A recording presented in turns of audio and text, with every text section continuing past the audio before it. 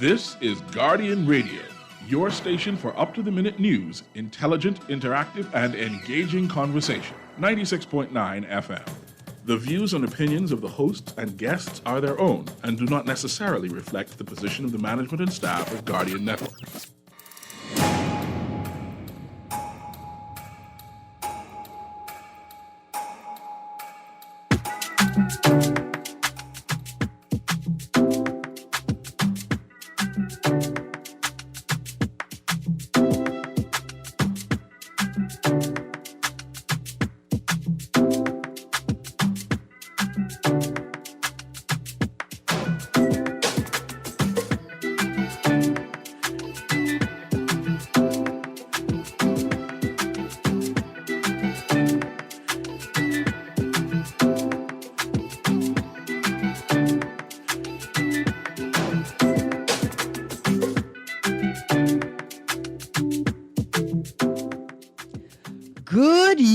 This morning.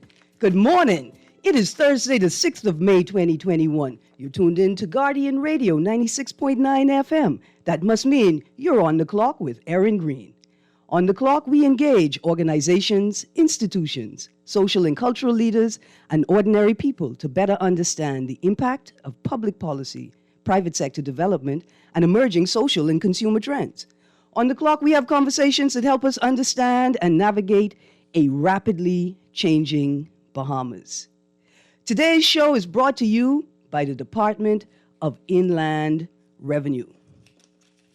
And you can also tune into the show on GuardianTalkRadio.com, where we're streaming live audio and video. You can listen on TV on Cable Bahamas Channel 969 or Flow Channel 612. Or you can download the Guardian Radio app for your Apple or Android smart devices and listen to our audio feed or watch us on our video feed right there on the Guardian Radio app. You can text us on the Guardian Radio text line. That's 422-GR96. That's 422-4796, and that's powered by BTC, Standard Text Rate Supply. Or you could call us at 323-6232 or 325-4316 or 325-4259. Well, good yawning this morning. What a wonderful day. Listen, at least what time it is. It's just 10 o'clock. It was a wonderful day before I walk in the studio. But I'm sure by the time I get out the studio, the sun will be blazing down the place. So I want to sort of make this note. It's kind of a reminder, right? Sometimes we don't really, while we're in the heat, we don't really get a full sense of the impact of the heat and the weather on our bodies.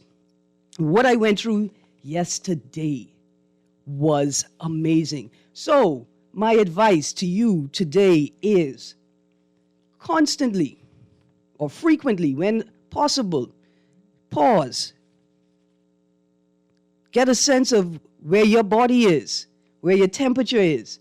Drink water regularly.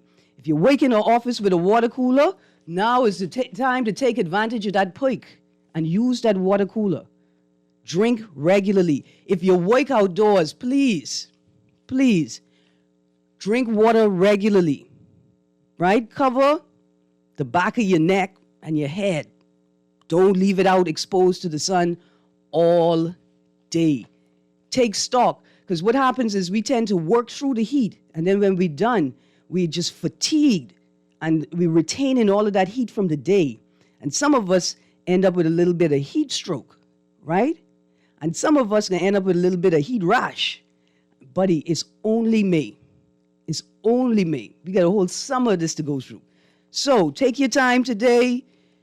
Take stock of your body, how you're feeling. Drink lots of water. For my beer drinkers out there, my alcohol drinkers, drink with moderation. For every alcoholic beverage you have, make sure you have the equivalent volume of water alternating between drinks. And when I say alternating, don't take that as permission to drink half a case of beer today, please. It's hot. Don't mess with that. Also, in the news today, before I get to my guest, in The Guardian, Moultrie says executive playing games with people's lives. I would like to recommend to the Guardian a reprint. I wouldn't say a retraction, but a reprint. They spelled a word in there incorrectly. It was a few words.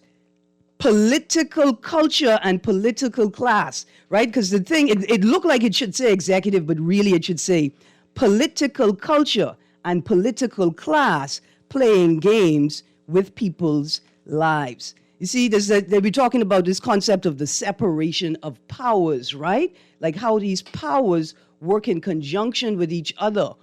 No one having more authority than the other, right? Or certainly over the other.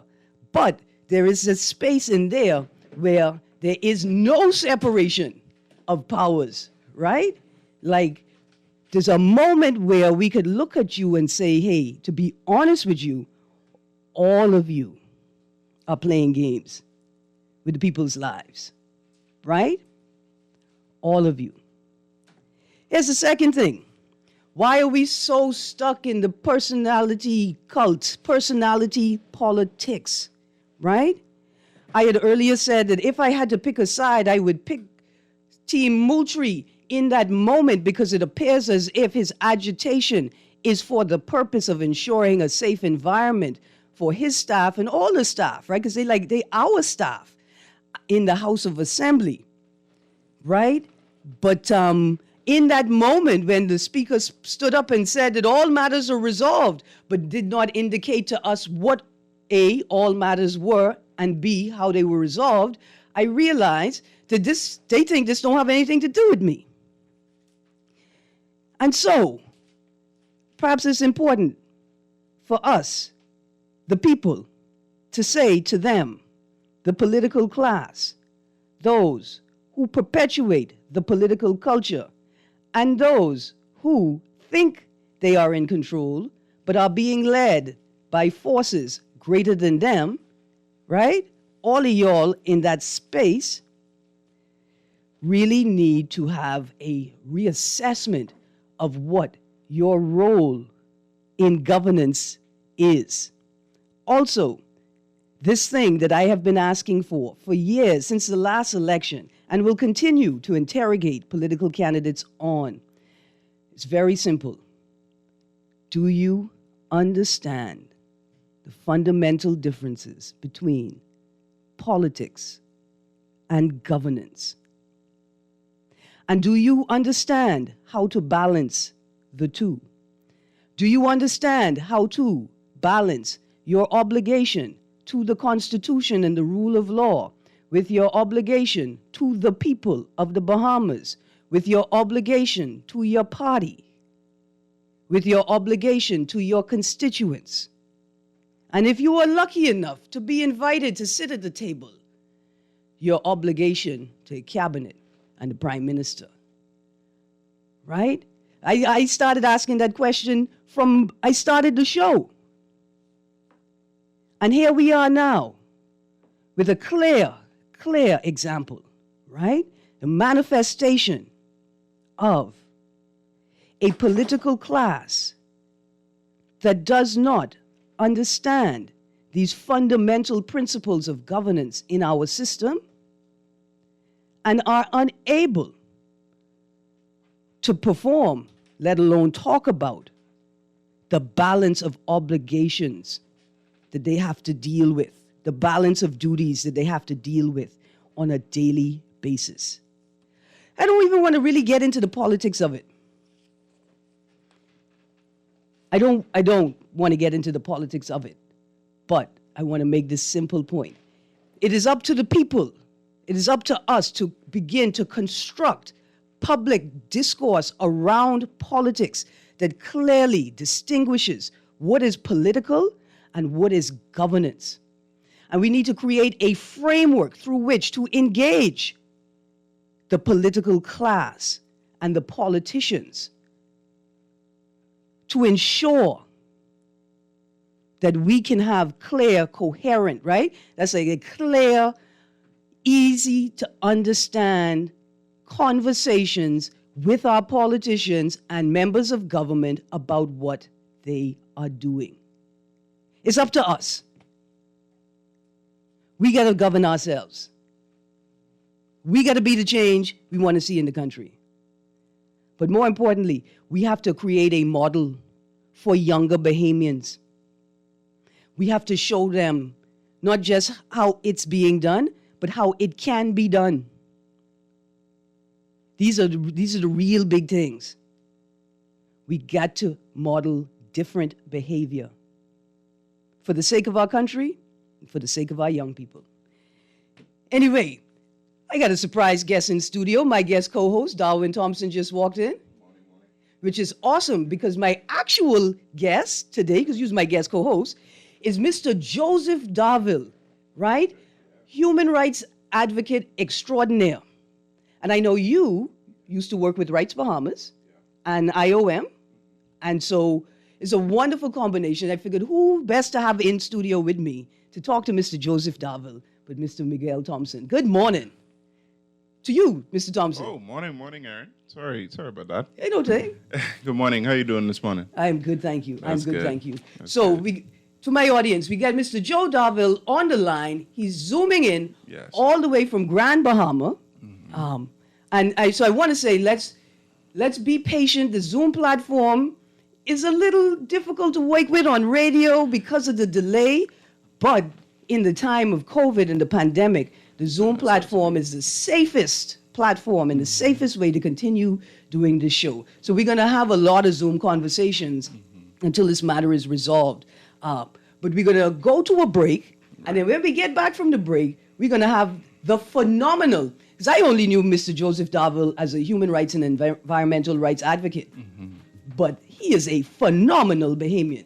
We'll be right back after the break, Bahamas. Stay tuned to 96.9 FM.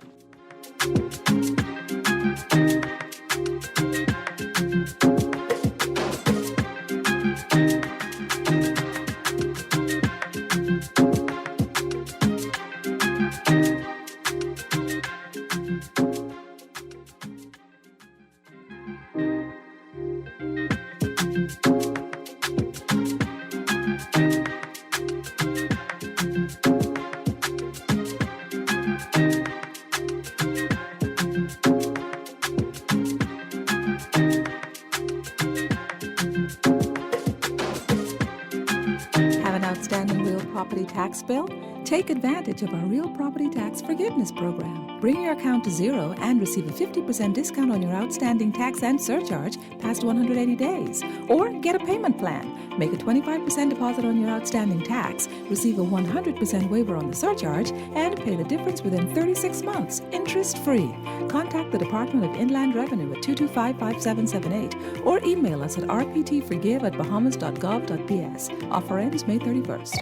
Hello, sir. Your credit card bill is due. Hello, sir. It's time for your monthly loan payment. Tired of creditors pounding at your door? Sign up for a debt consolidation loan from Fidelity Bank and consolidate your debt into one low monthly payment. What's more, you will also earn interest on a built-in savings account. The pandemic has curbed many freedoms, but at Fidelity, our focus is to help regain your financial freedom. Visit a branch or speak to a Fidelity Bank at 356-7764. COVID safety measures in place at all branches. Fidelity, we're good for you. Boy, why you look so mashed up like clothes at the washer? No, boy, just a hard day, boy. Hard day. What happened? The breakfast lady ran out of tuna and gritty. We need to start joking about everything, you know. This serious, boy. This real serious, boy. Boy, what's serious? Tell me. All right, well, today, boss gave us, boy, one big contract. And nobody else get a chance and nobody say nothing. Boy, you know that ain't right. You know government contracts ain't supposed to go that way. Yeah, but nobody saying nothing. Boss man just tell people to sign the papers. Then he send me to meet his boy downtown and collect this envelope. You need to tell somebody. You need to become a whistleblower. You know I's a real man, but I never blow no whistle. I be drunk all my life and junk, you know. No way. A whistleblower is someone who tells people what they see when they see something wrong happening at work. But I ain't no whistleblower, and I ain't no snitch. I still right there, you know. Boy, ain't nobody can know it's you. All you gotta do is call Crime Stoppers, or you could text them from inside the Crack Crime Bahamas app. They don't ask about you. And your call goes straight through to Miami, so nobody know you is. And if you text, your message get mixed up like Kong Salad. Call 328-8477 from Nassau or 242-300-8477 from the Family Islands. This is Guardian Radio, 96.9 FM. Fresh news, smart talk, all day.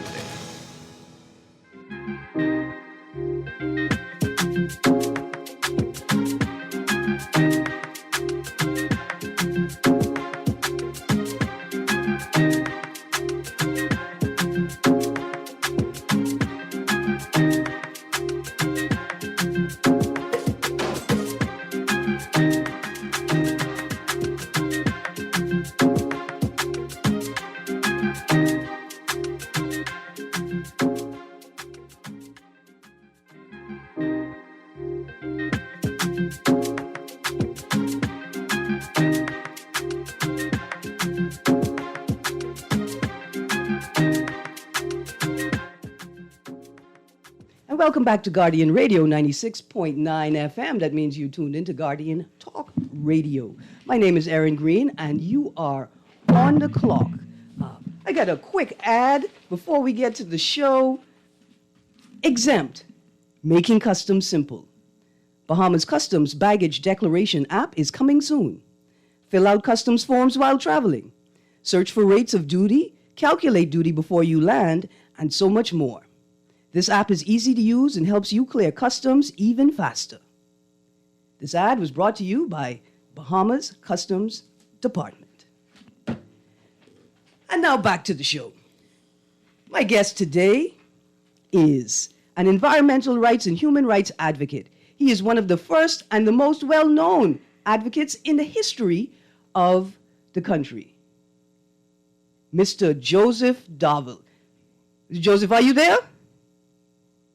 Ah, boy. Okay. So I've given Mr. Darville another means of communication, and if he's listening via radio, I hope that he understands that the Zoom link has dropped, and I need him to call in to the studio.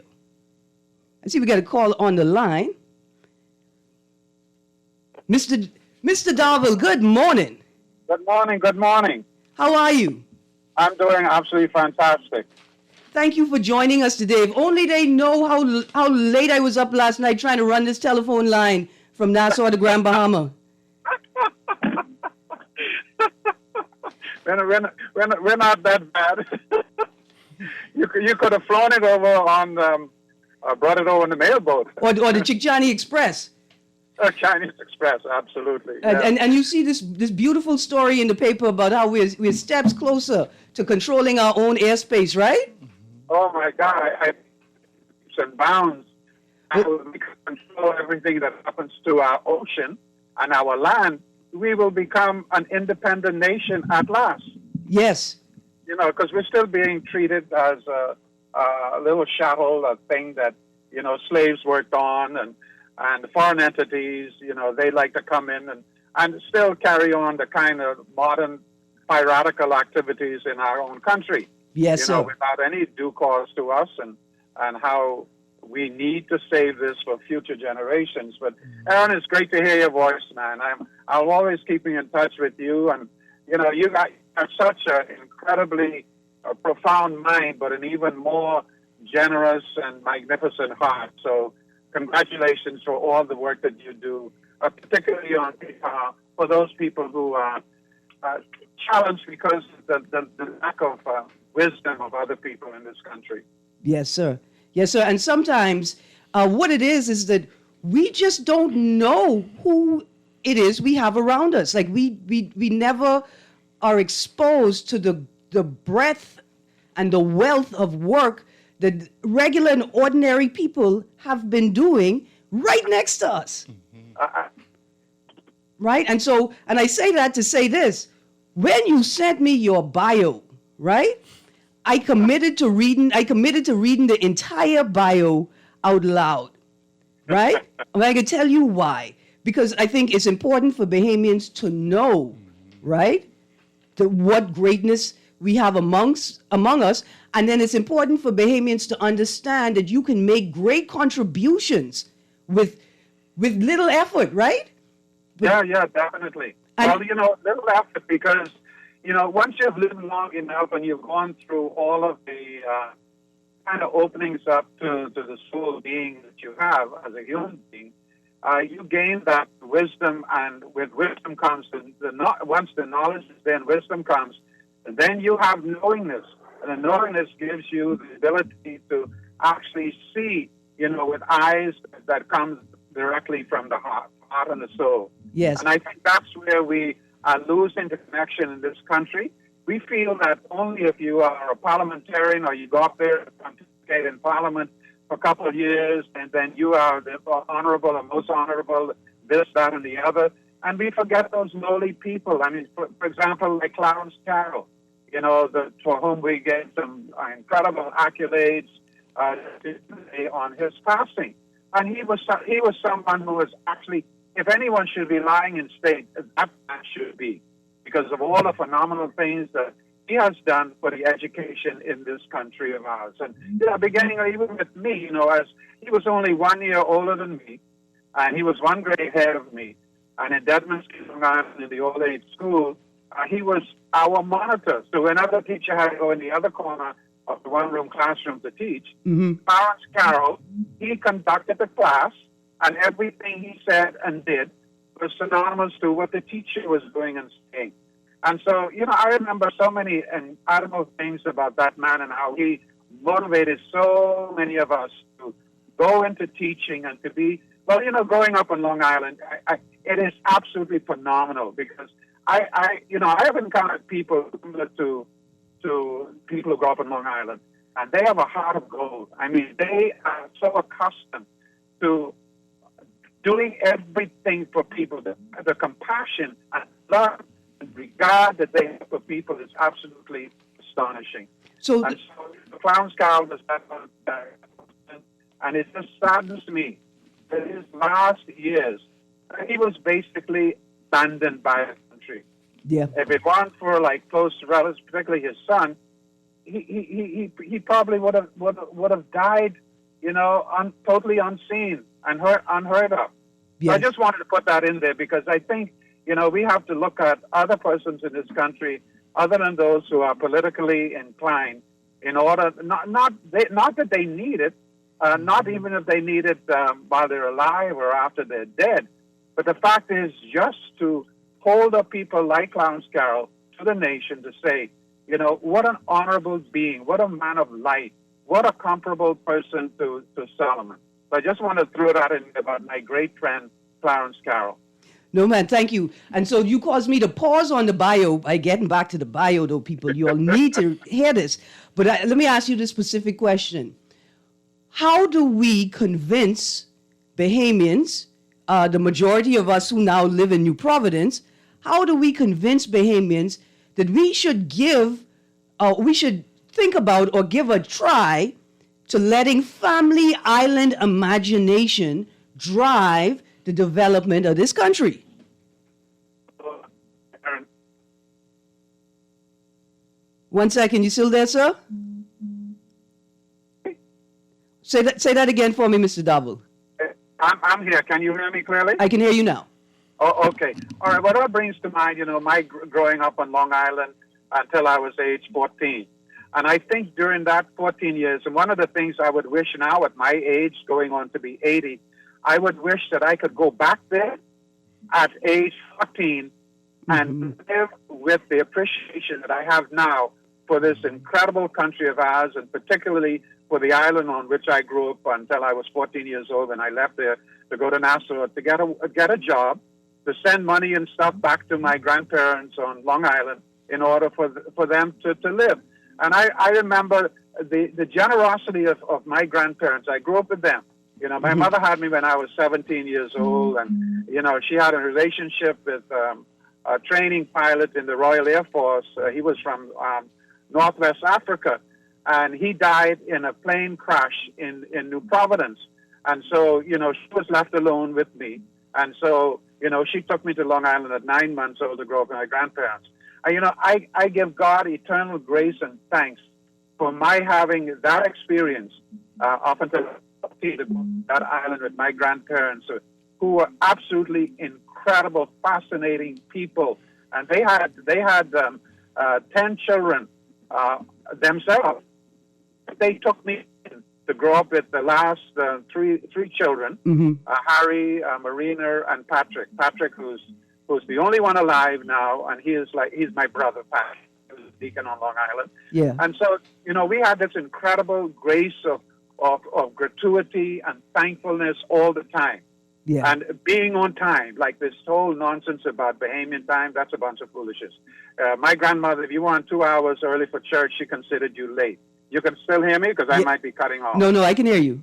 Okay, so that upbringing from my grandmother, who had a heart of gold, and I mean, I have to tell you this because every time I think about it, I have to laugh, because my grandmother, because she always anticipated the second coming of Christ. And every time she saw a cloud that had a face in it, she said, she would call us immediately, come children, Jesus is coming. And So, we did that so many times, and every time we took our grandmother seriously because we thought, sure, Jesus was coming in the second coming. Yes, sir. And then on occasion, don't let a cloud have a face and then a beard, because that certainly was, if not the second coming, the third coming. And so, those kind of religious attachment that my grandmother had, and the generosity of her heart. We went out in the sound and we grabbed a couple of fish and we had more than we needed for a meal. She would say, boy, take this down to your Uncle Junior. So take this down to Auntie Gladys. They don't have anyone to go out here grubbing in the mud to get some grunts or great snappers. And so that ideal, and then, being attached to the land and being attached to the sea and depending upon those two entities, that's what drove me in to become an environmentalist in heart, to make sure that we can secure the abundance of our beauty and the grace of our nation for future generations. We owe it to them. We're only borrowing it from them. Yes. And I shame on anyone who wants to give it away or allow it to be, cast aside and polluted and so forth. And we have to come to that understanding but then, you have to have that grace of an upbringing. And I would say the people probably who grew up on the islands, we had that. Because when you had to leave the island at 14 because there was no more school and you came to Nassau to work, you had an appreciation. And only because I had, priest friends and people in the church in Nassau, they said, boy, you got some intelligence. You got to go to high school. And that was 2 years after I worked. Wow. And so I started high school at 16 years old. And I went to St. Augustine's. They took me in and they said, back in those days we had grades, forms 1, 2, 3, 4, 5. And they said, you're too old for Form 1, you're too old for Form 2, so you got to go in Form 3. And I had to go in that grade, and I had to compete with all of these like Keith Duncombe and Mr. Adderley and all these people who became lawyers and judges and all the rest. I don't know to this day, Erin, how I did it. But I think simply the heart that grew in me up until age 14 allowed me to do anything that I put my mind to in terms of fighting for the rights of people. And I simply because of the people that need to recognize that they are valuable in this country and not to be cast aside. And I didn't just do that here. I did that in university when I was in Canada. I did that in university when I was in Minnesota. I did that when I was in a monastery in St. John's in Minnesota. And I did that at St. Augustine's College. I did that at King's College. So where I went, that was inbred in me by those phenomenal grandparents and my older sisters or aunts and uncles. I knew how to operate and what was important in life. Absolutely. Absolutely. I think about my time spent in the Family Islands from my first summer camp in Camp Abaco, I think it was Camp Hope, to my last camping experience at 18 at the Camp Simonet, the Methodist Summer Youth Program. And how that entrenchment in Family Island community and living really can shift. Like you say, it shifts the heart of a Nassau child. It could be a great experience. But let's get to this bio. Because all of the passion and love that you have for the country and the people of the country, I could see in this bio, and I want Bahamians to hear it. Mr. Joseph Darville is a founding member and past president of the Bahamas Counselors Association, past president of the Bahamas Mental Health Association, and the Grand Bahama Mental Health Association. A founding member and a past president and presently vice president of the Grand Bahama Human Rights Association, that's Rights Bahamas, and a founding member and past co-chairman of the Bahamas National Drug Council, a founding member of the Caribbean Human Rights Network, past vice president of the Caribbean Federation of Mental Health, an administrative vice president of the Freeport YMCA. You were also a past vice president of the Bahamas Union of Teachers and taught at the great Red Machine SAC and the equally great QC Comets, where he was also a guidance counselor, a teacher of French and English and a senior school coordinator, and a principal of Grand Bahama Catholic High School from 1977 to 1997. You were also an advanced master teacher in Reiki training a natural energy healing method, as well as a teacher of transcendental meditation and the science of creative intelligence. I'm not, I can pause here. I ain't even going into the awards yet, Mr. Darville. But I want to talk about just briefly your experience working with the mental health community and with mental health service advocacy, right? Yes, yes. Well, in that particular regard, you know, I had some really incredible colleagues, and one of the doctors who was psychiatrist worked here, and then another layperson. And back in those days, I mean, we had an incredible organization going, and we met regularly to discuss how we would deal with people who had mental problems, particularly on Grand Bahama. We had meetings in the Caribbean area, and they were so impressed with, you know, our delegation. I think it was in Trinidad when we went there.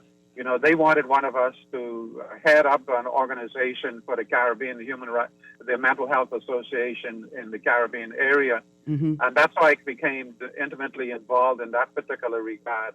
And so that worked for a number of years until, you know, I had so many commitments, I couldn't carry it on any longer. And but then, you know, in all of these organizations, the period of time that I was privileged and inspired to work with them, whenever it was the opportunity to leave them, it was in order to go into another area where I not felt that I was needed, but it was dawned upon me, inspired in me, that I needed in another realm. And so that's how, you know, I had so many different situations there. And not that I actually personally, Joe Darville, needed to be in them, but I saw where they were needed. And for example, now as being the president of the Grand Bahama Humane Society, you know, that is a need, because I am the only person of color in that whole organization running it, and I'm the only male. And, you know, I don't know how I got involved there, but the fact is, even being there, and just coming out of a very incredible meeting yesterday with some of the head honchos in Grand Bahama, I know now, which I probably didn't realize before, what is my role in that particular regard. So in all of these situations, it just came about, it just happened naturally. Mm-hmm. And you know, God gave me the grace to be able to function at an appreciable level in order to do the work in these particular organizations. And so that has been, and I think the inspiration, the fact about the environmental aspects, and, you know, I know I was in Bahama for a particular purpose. And I want to say this because, you know, I still cry shame upon administrations over the last 25 or 30 years who have allowed the deterioration of one area on Grand Bahama. And that is the one that was impacted by petrochemicals and mm-hmm. In the Pinders Point, Hawksville, what they call the other areas in there.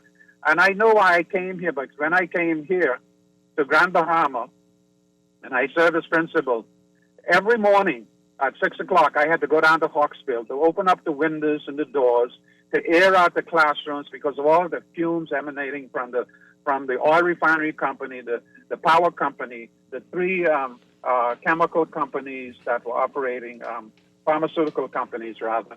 And, you know, that, and so I did a one-man demonstration in front of these companies. Mm-hmm. And in order to pay attention to what was happening there, because every week for about 1 or 2 days, particularly in the winter times when the wind was coming from that direction, we had to let the kids out of school, whether it was Lewisham Primary, Hawksville Primary, Hawksville High, or Catholic High. We were all in the area. You know, we were built outside the walls because those were the schools that were catering to the natives, you know, who were only allowed to come into Freeport proper during the daytime to work. And so mostly they were living outside the walls of Freeport. And a lot of people don't even know that to this day. And so that's why those schools were put out there. There were a couple of schools built in the Freeport proper, and they catered mostly to the white population or to the foreign population. Mm-hmm. All the others were, you know, out there in that area, Hawksville, which are at Flinders Point Hunters, and then in 8 Mile Rock and West End. You could still hear me? 'Cause Yes, I don't sir. know if I'm cutting. No, I Okay. can still hear you. So I'm on. saying that to say this, that, I worked out there and I demonstrated, and finally the teachers and the students I involved, because I was fighting not only the Grand Bahama Port Authority, the power company, the 3 chemical companies, but also my own Catholic Board of Education, who thought that I was instigating the situation, until one day I got a call from the primary school, and the principal there said, "Mr. Dower, please come. I don't know what to do." She said to me that 35 of our students are falling out. They can't breathe because of all the polluted air coming into that area. Yeah. So I went over there, and I told her right away to call the principals at the Grand Bahama Port Authority, which would have been Sir Jack Haywood, Edward St. George, and those, and also to call the ambulances. And she did, and soon after I got there, the ambulances came. Back in those days, we had 5 ambulances operating. And so they came and they transported 35 students to the Rand Memorial Hospital. And then I got into a pitched verbal battle with my great-to-be afterwards friend, Edward St. George. And he accused me of instigating it and so forth and so on. And so we almost came to a fist fight. And then his beloved wife, Henrietta, intervened.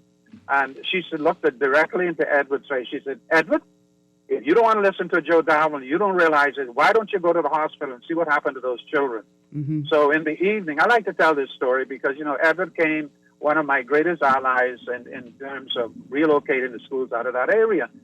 So he calls me on the phone that evening, and he said, "Joe, I am directed by Henny," he's a caller Henny, "to call you to apologize for my behavior over at Hawksbill Primary School this morning."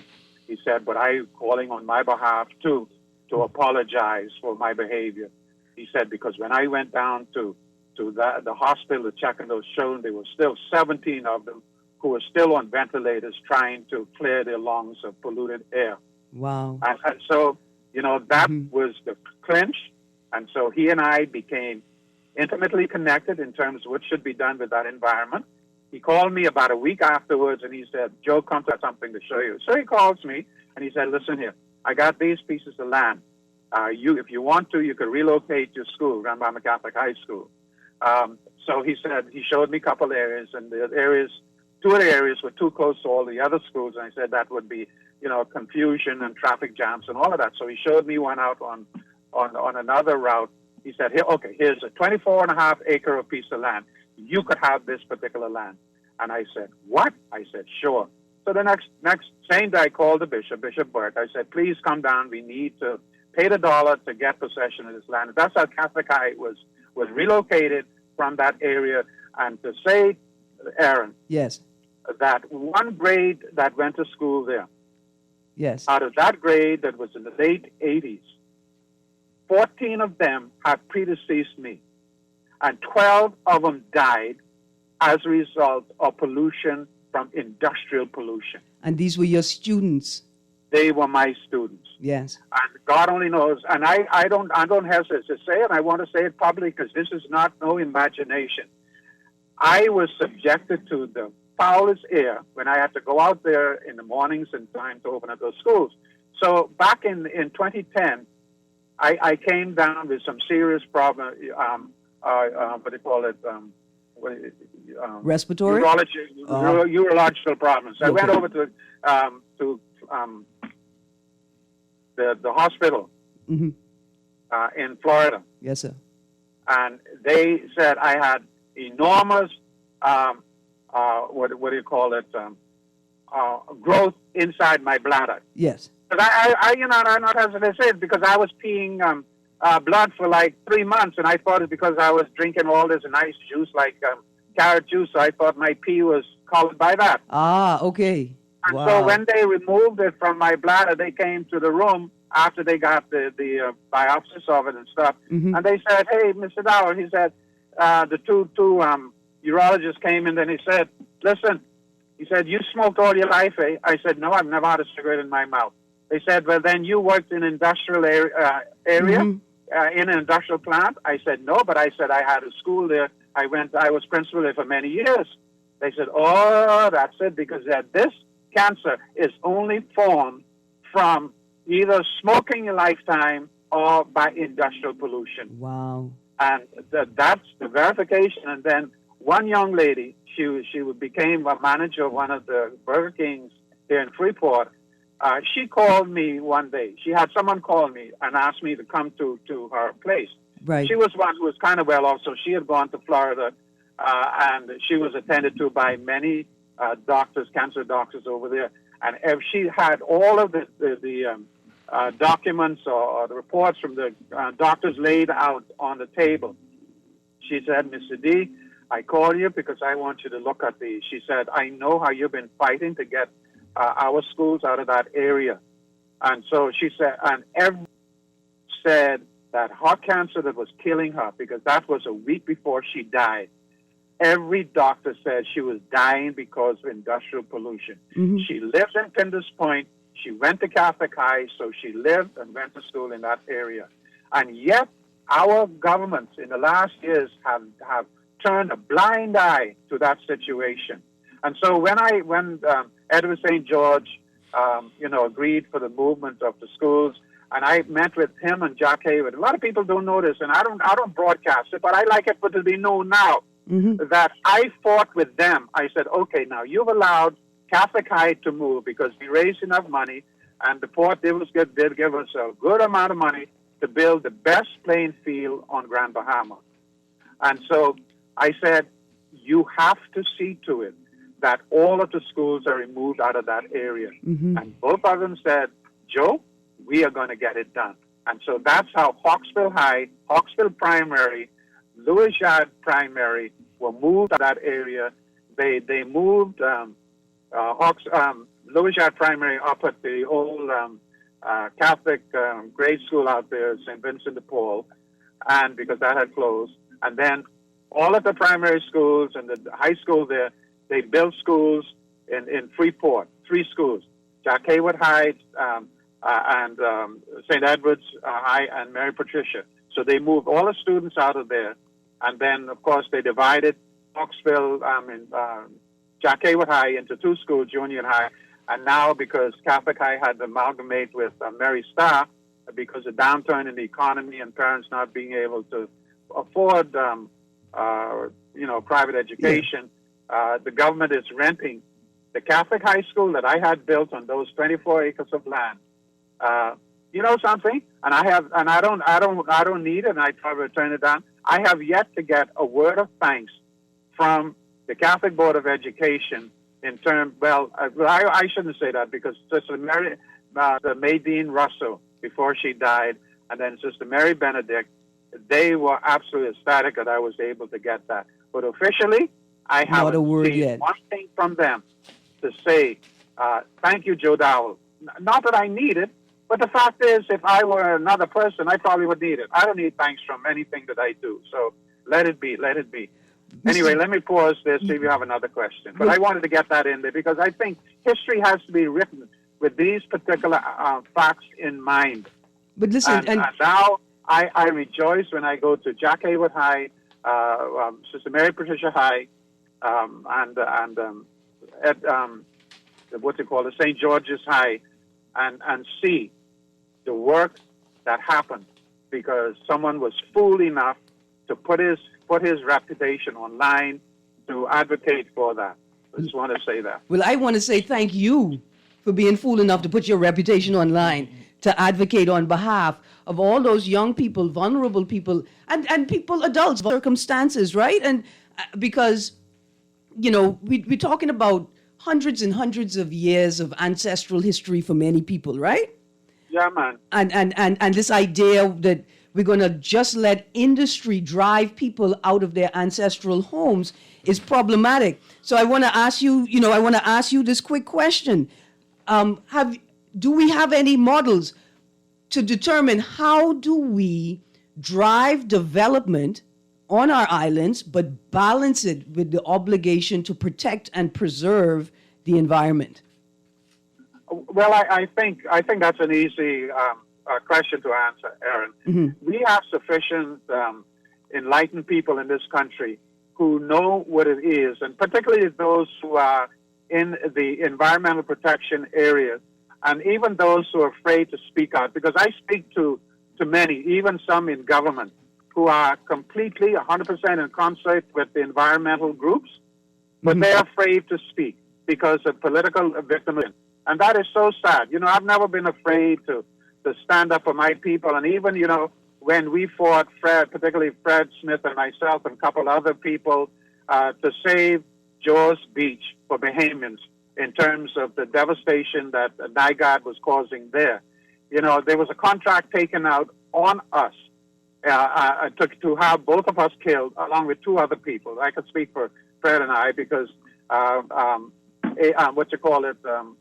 FBI agents came here specifically to meet with us and to offer to provide protection for us. I refused it outright. I said, I will not be scared in my life. I said, they want to take my life.